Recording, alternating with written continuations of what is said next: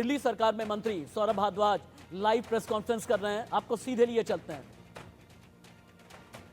Party के लोग हैं जो सरकार में मुख्यमंत्री जी के साथ मंत्री थे, वो अरविंद जी की पत्नी से, माता पिता से, बच्चों से मिलके कम से कम ये तो कहेंगे कि माताजी पिताजी हम आपके साथ हैं, आपके साथ हम लोग खड़े हैं। केंद्र सरकार ने इतनी नैतिकता गिरा दी, कल से अरविंद जी के परिवार को किसी से नहीं मिलने दिया जा रहा। क्यों? ताकि ये mental torture, mental harassment, trauma उनको रहे कि देखिए हमारा बेटा गिरफ्तार हो गया तो आज दुनिया में कोई हमारे पास मिलने भी नहीं आ रहा। ये एक साइकोलॉजिकल गेम केंद्र सरकार एक चुने हुए मुख्यमंत्री के 85 साल के बूढ़े माँ बाप के साथ खेल रही है।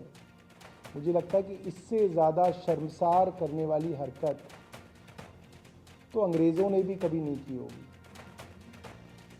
भगत सिंह भी गिरफ्तार हुए होंगे तो उनके माँ बाप जो है लोगों से मिल सके होंगे।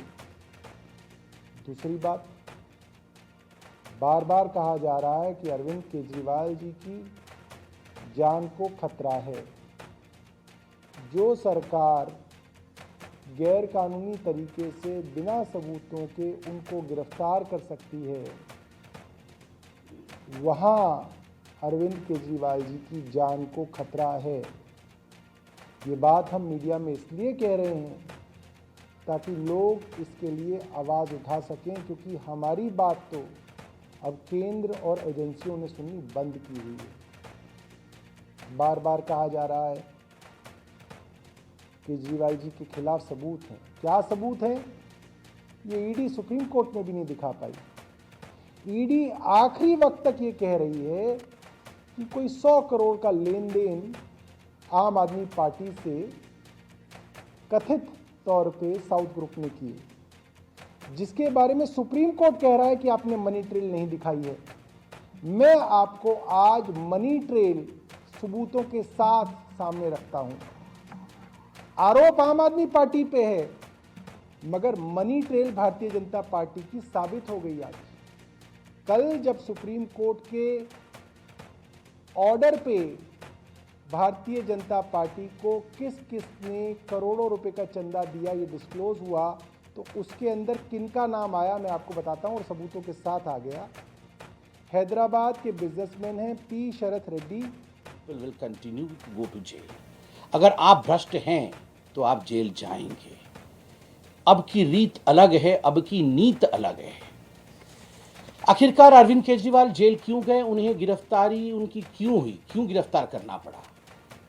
लिकर स्कैम, शराब घोटाला।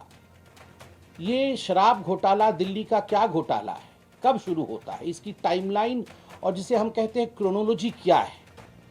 नवंबर 2021 में अरविंद केजरीवाल अनाउंस करते हैं कि हम एक न्यू एक्साइज पॉलिसी अर्थात दिल्ली में एक नया शराब नीति लेकर आएंगे, आबकर नीति लेकर आएंगे, एक्साइज पॉलिसी, जिससे कि जो दिल्ली की एक्सचेकर है, दिल्ली का जो खजाना है, वो करोड़ों रुपए से लबालब हो जाएगा, भर जाएगा और दिल्ली को बहुत लाभ होगा।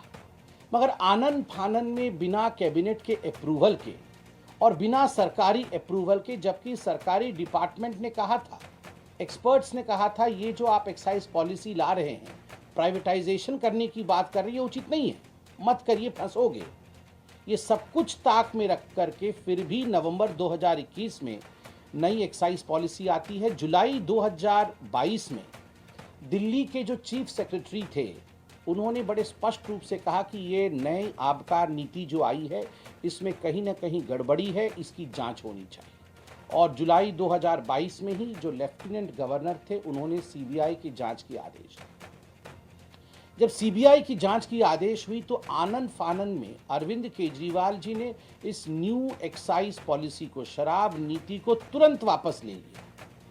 पहला प्रश्न दिल्ली की जनता ने और हम सब ने पूछा कि केजरीवाल जी, जिस एक्साइज पॉलिसी को आप कहते थे कि ये कमाल का एक्साइज पॉलिसी है, मनी लॉन्ड्रिंग किया, तो उनका पैसा तो सीधा सीधा भारतीय जनता पार्टी के पास 30 करोड़ रुपए आया। प्रोसीड्स ऑफ क्राइम तो भारतीय जनता पार्टी के पास जा रहा है, सबूतों के साथ जा रहा है, सुप्रीम कोर्ट के हवाले से आ गई ये बात, और आरोपी अरविंद केजरीवाल को बनाया जा रहा है। Money trail Bharatiya Janata party तक जा रही है। मैं नहीं जान आप याद करिए, पहला सीबीआई रेड होता है मनीष सिसोदिया डिप्टी सीएम के घर में, और 22 अगस्त 2022 को ईडी फाइल करती है केस मनी लॉन्ड्रिंग केस में कि बहुत बड़ा घोटाला हुआ है, मनी लॉन्ड्रिंग हुई है, पैसे इकट्ठे किए गए हैं गैर कानूनी तरीके से। कैसे?